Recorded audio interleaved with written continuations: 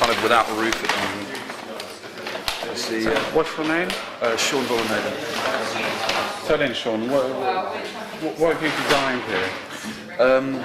Basically, it's an expandable shelter with the emphasis on access for disabled users, which is why the seating has been moved to the corners instead of the back, because conventional seating at the back of a bus shelter actually restricts use for wheelchair users and push buggies, etc. The plastic sides are now strips of polycarbonate, which means in the event of like vandalism, they can be very quickly and cheaply replaced, as opposed to an entire, sheet, etc. The other thing is it'll have integrated lighting as well, and because this plastic is going to be semi-opaque, hopefully it will look like a lampshade when illuminated. And also it will be hopefully colour changing, because there was a study in Cambridge that showed that this kind of colour changing things is very good for attracting antisocial behaviour, and it's quite successful there. So that'd be something So what's wrong with the bus shelters, for instance, that we've already got? Well, I think because obviously a lot of them are actually privately owned, the emphasis is on advertisement, and I think that's wrong. So I want to go less away from. I understand that it's still an important part of revenue for the council, but I want to steer away from that. So because this will be a lot cheaper, there'll be less of an emphasis on advertising. And also, I think that it's a shame they look so neutral. I'd like to kind of, perhaps in a space, urban decay, etc. I'd like something quite, showy. And it's a shame they can't be a bit more lively. Well, I think it looks absolutely fantastic.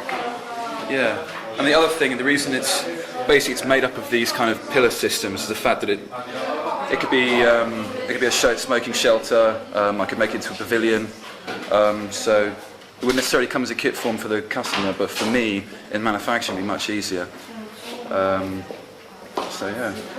And the other thing I'd like to do is have a green roof as well, a meadow roof. So I've been looking at companies that can do that for me as well. It's relatively maintenance free, and I think aesthetically that'd be lovely. I mean, the shelters that they make at the moment, they're not for the people, are they? No, they're literally pulling in revenue. A lot of times the privately owned ones from like JC Hawks and Clear Channel, which are advertising companies, they bring in revenue, and a lot of it is on maximising advertising space and not really about, how it's addressing architecture in the area, or they're meant to be as neutral as possible, so it's a very blank palette for advertising and whatnot.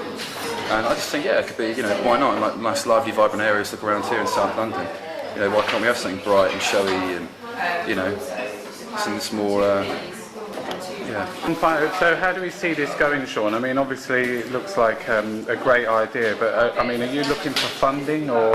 At the moment, I find it quite hard with the current economic climate and whatnot. But no, hopefully I've been in touch with a fabrication company in Brixton, near where I live, so hopefully they'll be helping me with manufacturing. What about bringing it down to the council? I've been trying to arrange interviews and so I can chat with the council, etc. They're not going to worry about that. You're going to take all their revenue away. Well, I don't know. I think again, because it's difficult, I have to really have a good pitch to kind of to get them willing. But